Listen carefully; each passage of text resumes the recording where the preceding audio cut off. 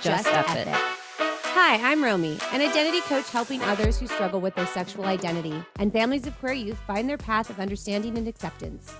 And I'm Carla, a mom empowerment coach empowering moms to own their new identities and motherhood journeys. And together we are the EFFing Madres. We are here to invite you guys into stories of some inspiring madres who have changed their lives through an F It moment. So here we go. Just F It. Happy Monday. Camaraderie Monday. Mompreneur. Today's a good Mompreneur Monday episode. It is. I was thinking that even when I was like, this is a good one for those businesses that we're promoting right now. I was just thinking that as well. Yeah. FemBiz, what is it? FemBiz Fridays? Fridays? Yes. Yeah, absolutely. Well, who are we? We are the EFFing Madres. I am Romy. This is Carla. We are two Latina mamas who are best friends. We are girl moms, and we had an EFFing moment about a year ago, and we effing started this podcast, a space for women to share their stories that inspire other women, that support other women, and just are honest and raw. And on Mondays, hopefully motivate you to say F it and do big things. Yes. Well said. And who do we have on today?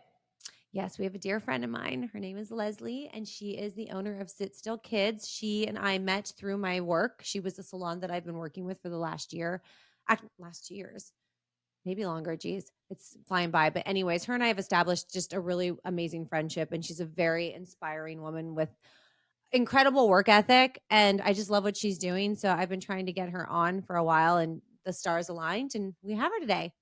Awesome. Okay. Well, we are going to bring her on in just a second.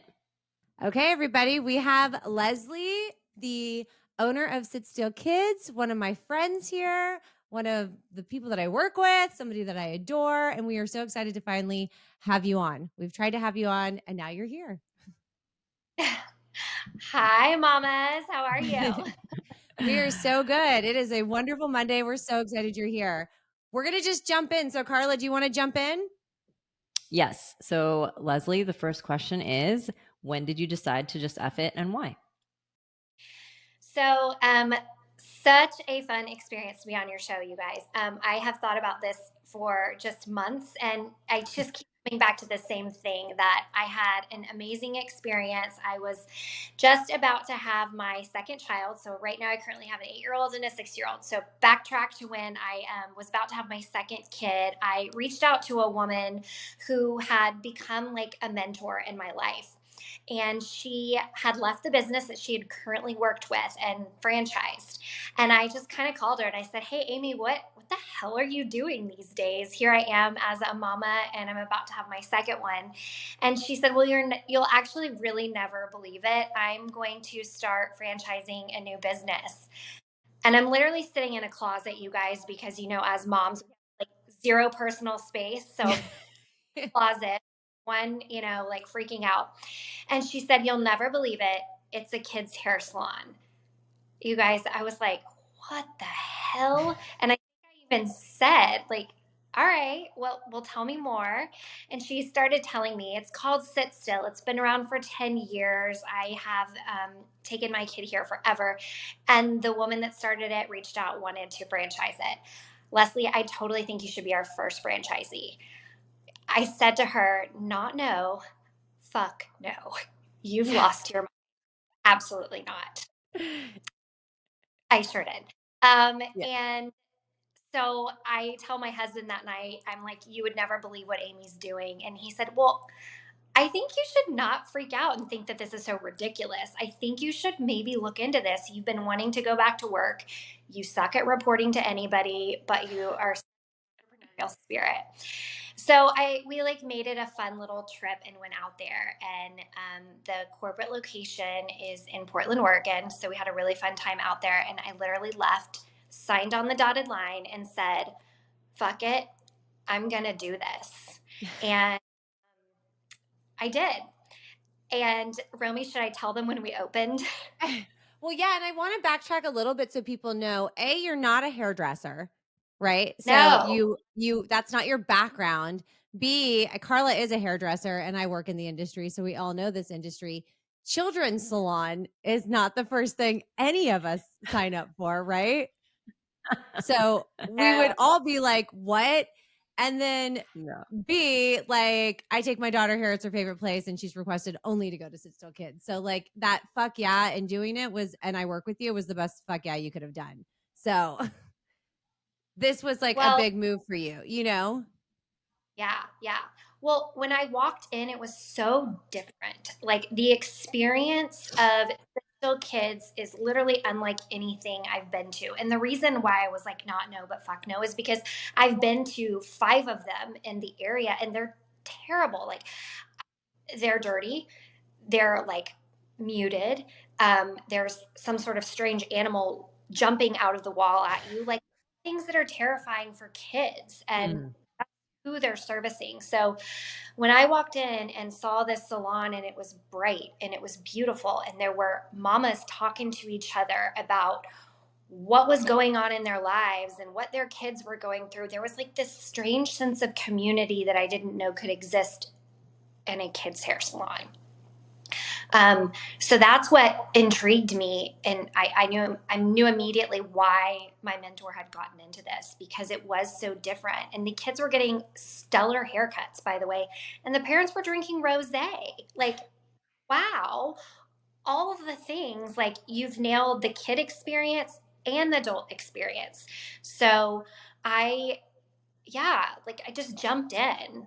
Here's the next question then, Leslie, is what did you do about it by, like, when you decided, you said you went there, you signed on the dotted line, you went to look at it. What exactly did that look like for you to make this jump from your being home life into now owning this salon? Well, I think I was in that space where so many moms are in, where you know you want something different. Being a stay at home mom, for the record, is the hardest job in the world. Yes. I just, I did years and Yes.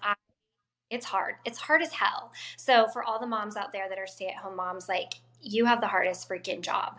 Um, and so I had done that and like ready to do the next thing and I didn't want to report to anybody. I wanted to do something where I could still be a mom and still be in my kids' lives and not miss things like all of the different appearances at school and being homeroom mom and all that. I still wanted to do that. And this kind of gave me the ability to do it. So yeah, my husband was like, who is so supportive, by the way, like, Leslie, you can do this. You've been staying at home, but this is like, you should maybe think about this and it's fun and we'll say no when it's not fun anymore. Um, so thanks for having an amazing husband and great Yes. family. Yeah. Before I jump into the next question, I have a question in regards to, so you said that there were already like 5 other salons prior to you having the first salon that was the franchise, right? So no, there were 2 corporate salons. What I Okay. had other kids salons. So there were 2 corporately owned salons. Okay. By the way, originally started Sit Still Kids in Portland. And I was the first franchise location. So, I mean, I was totally the guinea pig in all things for this Okay. business. So they clearly were okay with changing the whole concept from those corporate salons to that. And so then moving forward, those franchise salons are like yours that they're going to Yeah. open. Oh, okay. Oh, that's smart on them then. Well, and so they had this business that they knew was scalable. It was interesting. They sat before they decided to really, decide that they could franchise it. The 3 owners sat in that salon for a year and they learned everything that was under the hood. They worked the front desk, they hired people, they fired people, they did all of the things to figure out what works and how do we scale this so that it's profitable, right from the beginning. Okay. Well, I should say mine's a little different because I opened March 8th, 2020, Oh. 5 days before the entire shut Oh down. my God. Well, the next question is how did it make you feel? So Yeah. as you're starting your business, the pandemic is happening. So how did the EFFing moment feel and how did it feel going into business and then 5 days later it being like, you got to shut your doors? Really excited and very quickly terrified. Because I hadn't been working, the money that I invested in this business was not like just, it wasn't falling from the trees. I had saved this money up so I could do this. And I remember going back into that same closet like, oh shit, what do I do now? They've told me this is pandemic, or they've told me that this is recession proof, but we don't know anything about a pandemic. Mm. So I think all I did is like being a mom, you just do it. There's no like failure that is going to happen. I went from being this stay-at-home mom to working so my kids couldn't see me fail. And I didn't want all of my friends and that I had been speaking about this great concept. I wasn't going to let myself fail. So we opened back up like the rest of the world. And the first year was super tough. But what Sit Still had and what sold me on Sit Still was it was an experience. It was a place for parents to come, and it was a place for moms to interact. Like all those things stood true. And guess what? It's pandemic proof. All made it through. Um, and then they actually, like, this is the really exciting part of this. It's like we talk about, and I listen to you guys talk to so many women. It's like once you make a decision, things snowball. They came back to me and said, well, you really know how to run this business. We want you to run operations for the corporation for us. And I said, well, I already kind of work for you. I want to work with you. So I am now an owner of the entire franchise. And on Wow. locations, to quite a bit. We have 11 locations open now. We'll have 18 open by the end of the year, and we are going to double by the end of next year. Holy Uh, shit. I just have chills. You're Congratulations. such a boss. Like such a boss to say, like, first of all, I want to just say holding yourself accountable by saying what you're going to do. We talk about this a lot. Saying that you're going to do something and putting it out there. There's like an accountability that's really healthy in that. So you said you were going to do this and you weren't going to let those friends and people that you told and your children down, right? And you did it. But then to hear your story, like I have chills for any mom that like is at home as a stay-at-home mom doing the hardest job there is. We all fucking know that it is the hardest job. Like, but for you to say, I'm gonna then try this. I'm not a stylist. This is totally new. I don't even know what this is gonna look like to be where you are now in 2023. I mean, Leslie, like full Yeah, on inspiring story. totally. My goodness. I I'm good. wasn't expecting it to go down that route. Good on you. Neither was I. Wow. Yeah. So my next question then would be like, by doing this, like, and really having the success of this and being back at work and getting busier and becoming an owner and taking on those more effort moments as they come. Cause just like you said, one happens, we talk about it all the time. Another one comes, you're ready for that effort moment. You know the benefits of taking them. What did it do for you and your family by doing this big effort moment? I think it reminded me of the little girl that I was growing up, the strong, like fierce little girl that stood up to my older brother's bullies, that, told everyone basically F it from an early on stage. But as you get older, like you suppress that feeling and you kind of turn into this like shell of yourself and you forget who you are. And it allowed me to open back up and remember who my parents raised me to be, and the strong, woman that now I'm raising my daughter. Like, we don't need wallflowers. We need like strong women that stand up. And you guys, the franchisees that we've hired on, we've been super particular about who we hire on because that's who we want. We want other strong women that are out there wanting to like disrupt an industry that's like, quite frankly, like dull and dry. So, yeah. The message that you're saying, which is so powerful because it's just the message. Carla and I were talking about this before we jumped on this interview, just this message of women and the empowerment that's happening in the world and this voice that we're getting back. The salon is such a beautiful space. And I want to share this for just all walks of life, all equality. It's very welcoming. My daughter goes there and loves it. There is what she's saying truly exists. The books that she has up, the message that she has up, the things that she's selling in the shop. It's just got this warm hug around you feeling that's more than just I'm coming for a haircut. There's a whole message for the children that so many places right now are missing and our kids need. So it is more than just a place for a haircut. Yeah. I'm curious to know, you are at now from that effort moment when it started, what fears come up for you? Do any of them come up? And the second leg to that is, how do you stay moving forward in your effort momentum and not let those fears pull you back? Yeah, I think I'm constantly thinking like, am I going to drop a ball? Am I going to drop a ball as a mom? Am I going to drop a ball as an owner of a salon? I have 12 other franchisees that am I going to drop a ball with them? So it's constantly reminding myself and them that we do make mistakes, and we're all humans and mistakes are going to happen. And so I think that fear that I'm going to drop a ball, but then remembering that it's okay. It's okay. We are changing lives in the sense of, like, I can tell you what Romy said. You have these kids come in that maybe this is their one choice they get to make, like how they do their hair. So we're not changing the lives of, I'm not like performing brain surgery, but I do have a really important job, and at the end of the day I have to remember that that's what I'm here for. So when I drop a ball somewhere, it's okay. It's We're gonna fix it.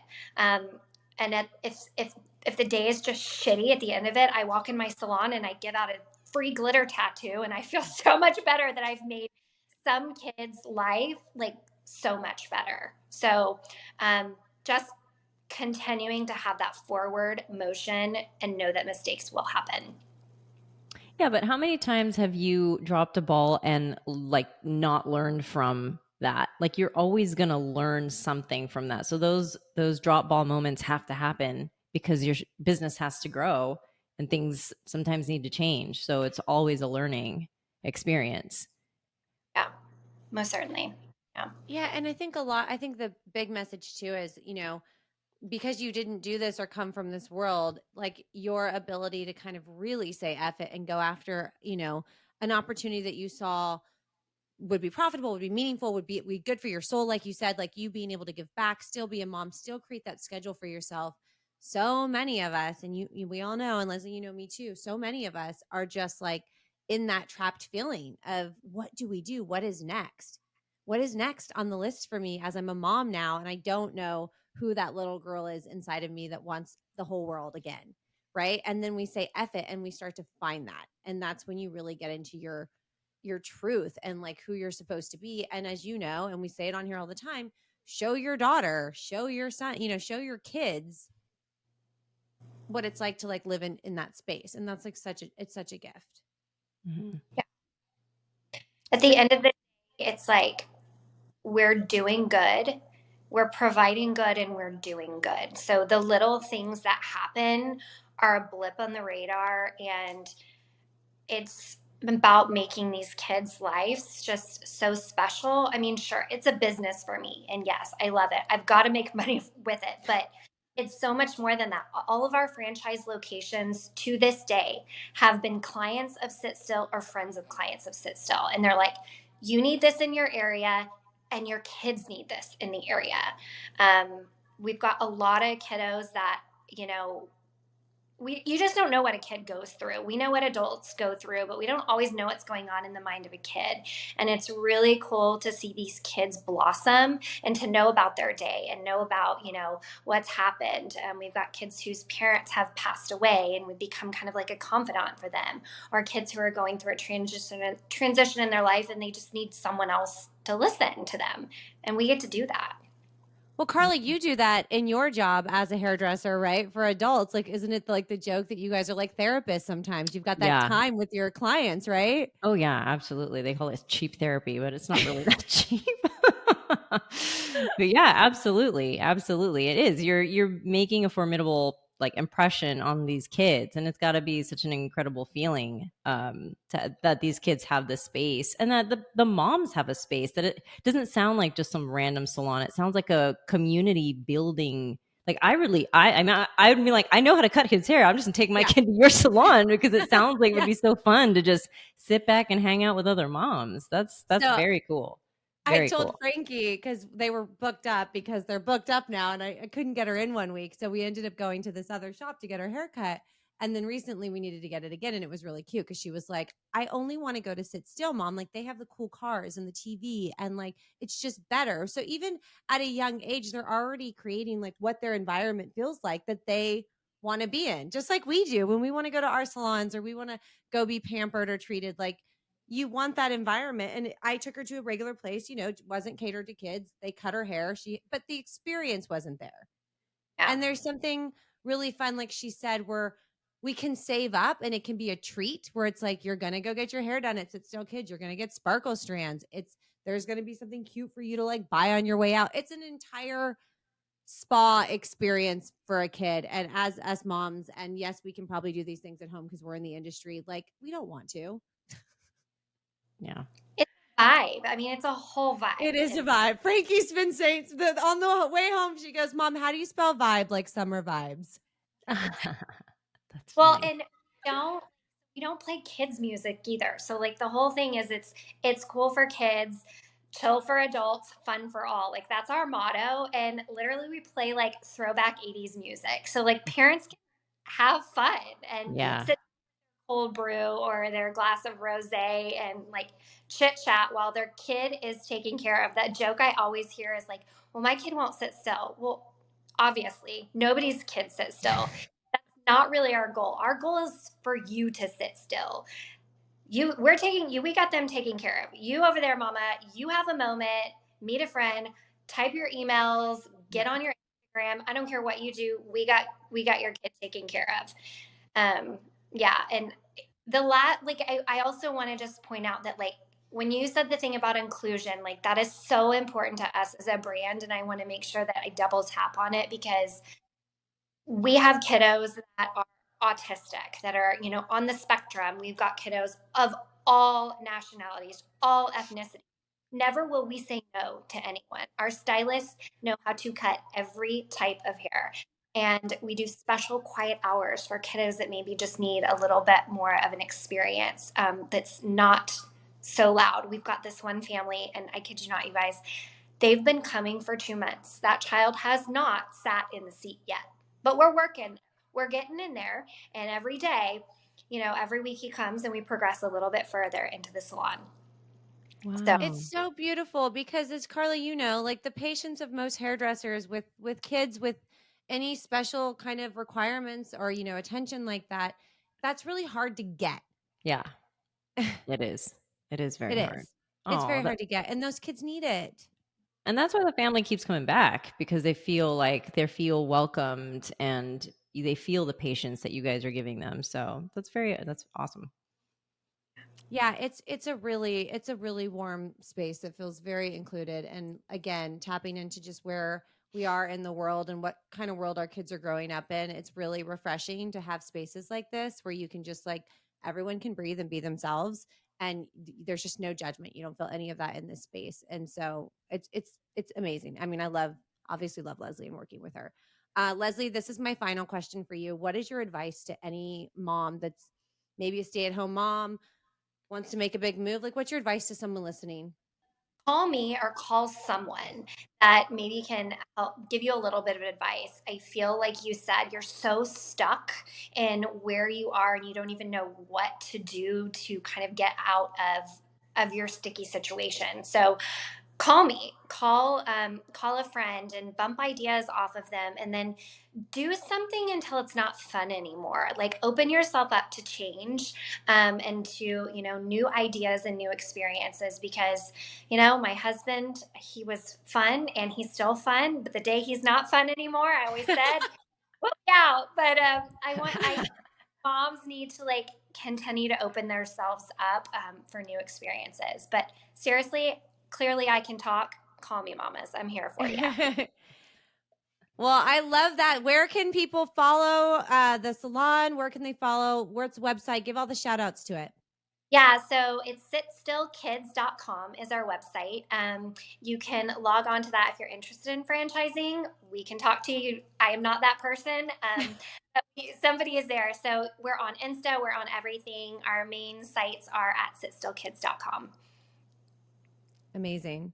Yeah. Leslie, thank you so much for Thank you so much. yeah. Yeah. So this is the end where I'm gonna say Just just F F it. it.